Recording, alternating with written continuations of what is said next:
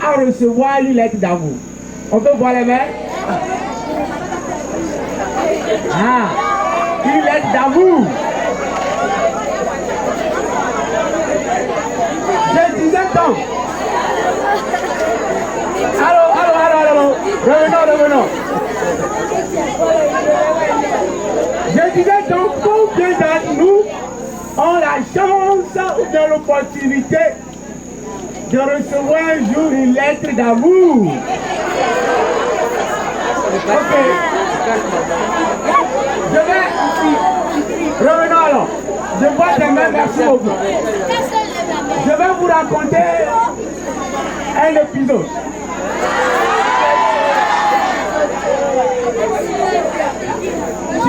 Suivons donc. J'étais en classe de première.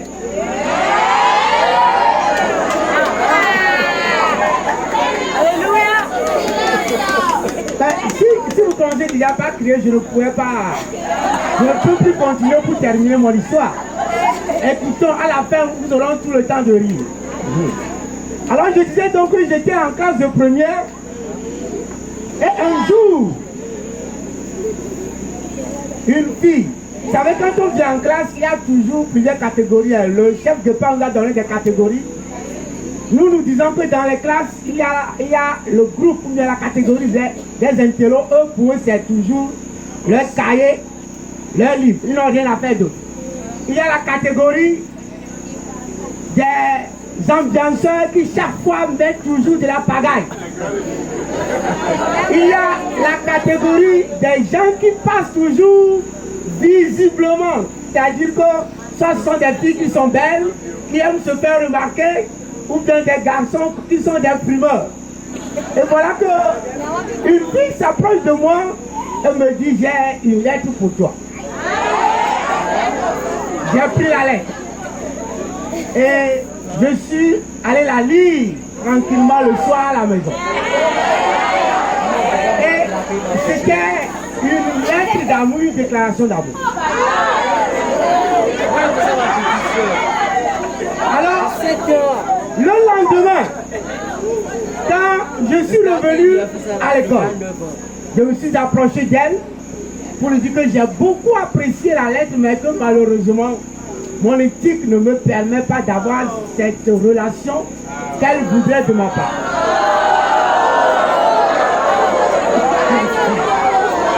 Et voilà que... elle s'est vraiment sentie frustrée. Et quelques jours après, il y a des rumeurs qui commencent par circuler dans l'école. Et ces rumeurs, c'est pour dire: ah, je dis qu'il n'est pas un homme. Et voilà que de mes amis s'approchent de moi pour me dire: ah, tu attends ce qu'on dit de toi? On dit que tu n'es pas un homme, que tu n'es pas capable. Tu es capable de faire quoi? Oui, parce que la fille là que nous tous on est en train de chercher, elle est venue vers toi, tu n'as rien fait, elle est en train de parler. Le jour-là, j'étais tellement fâché. Parce qu'on est en train de dire des choses sur moi que je n'étais pas prêt de supporter. Alors j'ai réfléchi et voilà comment on commence par développer une mauvaise influence. Il faut que je fasse quelque chose pour prouver à cette fille-là que moi aussi, je suis un homme capable.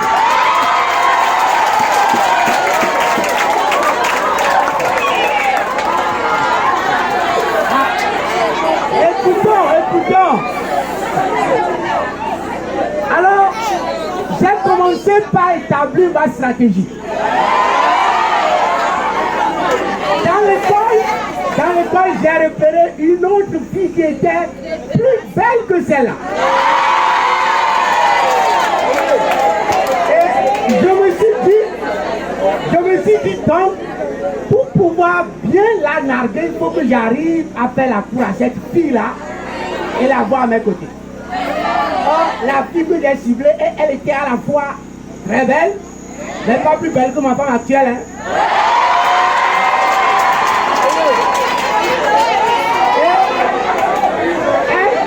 Également très intellectuelle.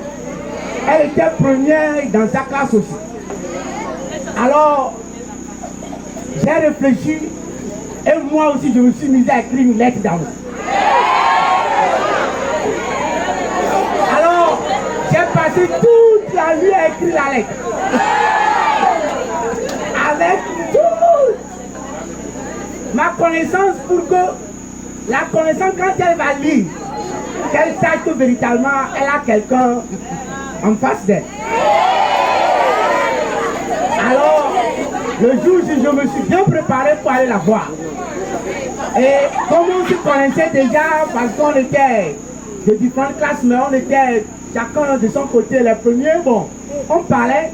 J'ai dit que j'ai quelque chose à te dire, j'ai écrit une lettre, mais comme je suis déjà en face de toi, je ne vais pas t'étendre la lettre, je vais dire ce que j'ai dans le cœur. Et j'ai commencé par parler. Je ne sais même pas si je dois dire ce que j'ai dit, parce que là on est dans les 7 heures. Ah. Ça. Ah. Exactement. Alors, quand j'ai fini de parler, elle était tellement emballée, et elle a dit, oh, moi aussi j'espérais le jour là depuis.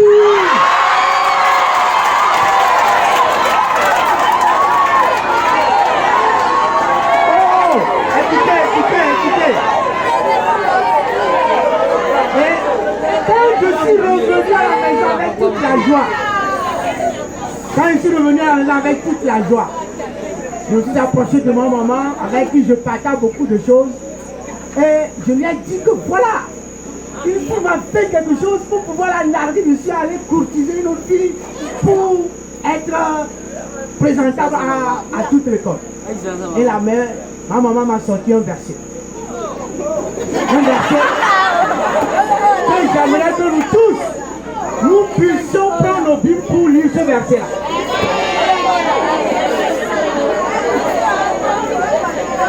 Nous avons lu ce verset. 2 Timothée, chapitre 2, le verset 22. 2 Timothée, chapitre 2 plutôt, verset 22. Le verset nous dit ceci. Fuis les passions de la jeunesse et recherche la justice, la foi, la charité, la paix avec ceux qui invoquent le Seigneur d'un cœur pur.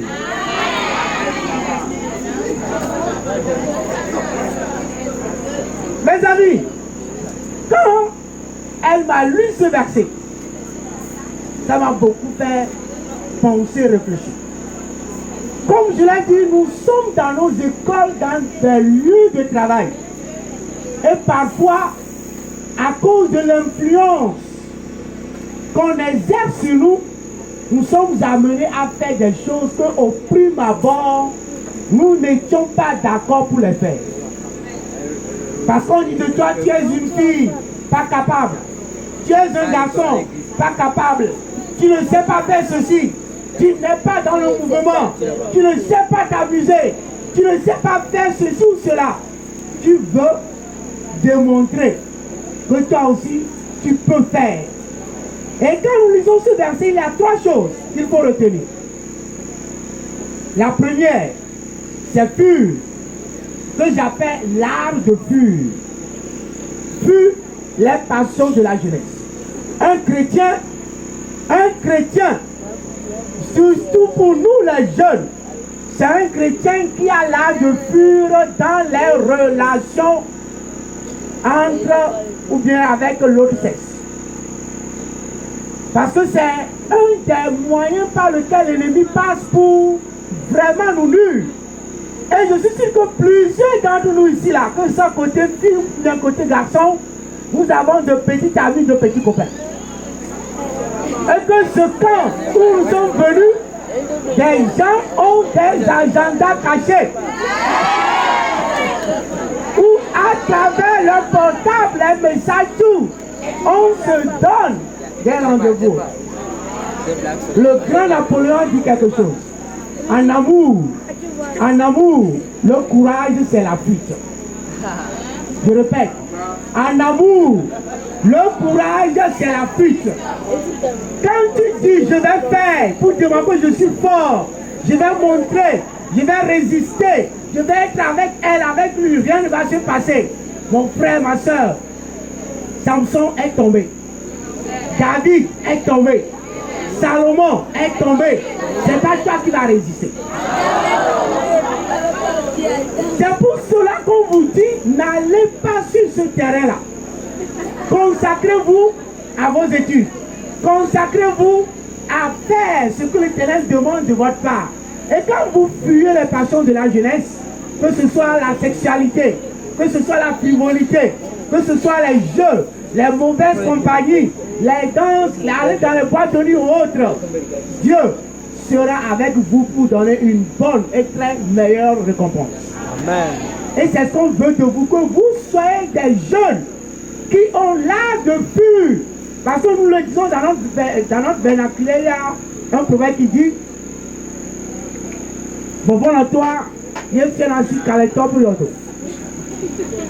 c'est le peureux qui montre du doigt la tombe de celui qui dit moi je suis courageux, je vais aller, je vais faire.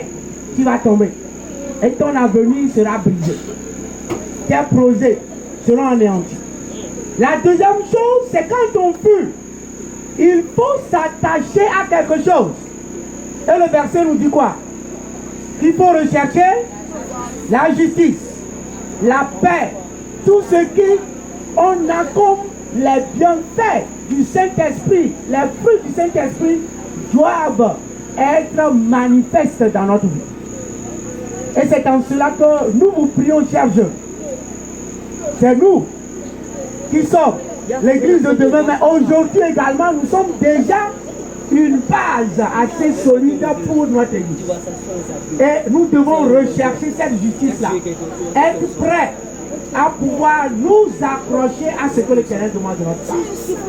Et le troisième élément, c'est qu'il faut faire cette recherche en compagnie de qui?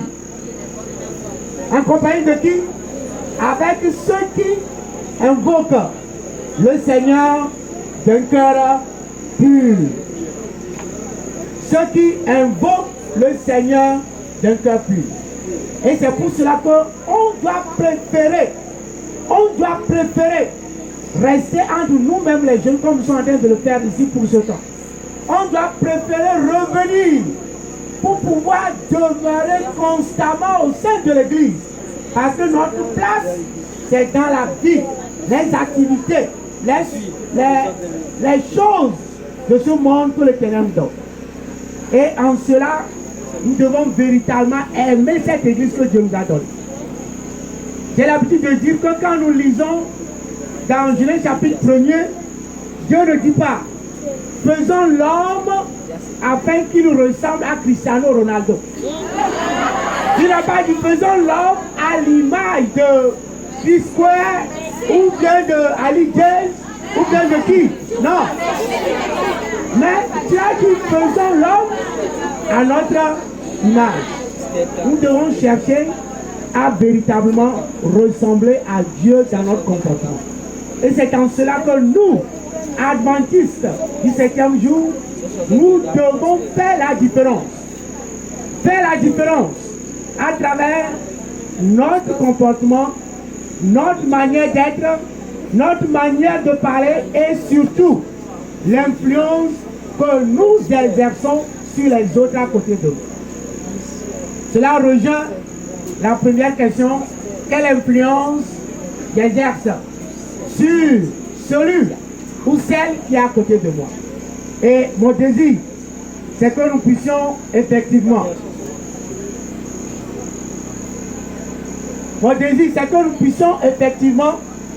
être des gens qui exercent une bonne influence sur les frères, les sœurs, les amis, tous ceux qui se retrouvent dans notre entourage pour la gloire de Dieu. Et qu'à la sortie de ce temps, nous soyons véritablement des gens porteurs d'une bonne influence sur notre entourage. Alors que l'Éternel nous bénisse et qu'il nous garde dans le nom de notre Seigneur Jésus-Christ. Amen.